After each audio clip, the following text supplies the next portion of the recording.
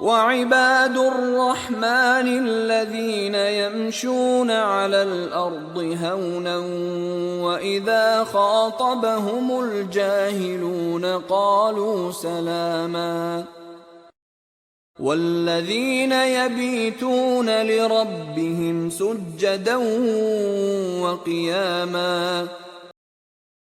اور خدا کے بندے تو وہ ہیں جو زمین پر آہستگی سے چلتے ہیں، اور جب جاہل لوگ ان سے جاہلانہ گفتگو کرتے ہیں تو سلام کہتے ہیں، اور وہ جو اپنے پروردگار کے آگے سجدے کر کے اور عجز و ادب سے کھڑے رہ کر راتیں بسر کرتے ہیں.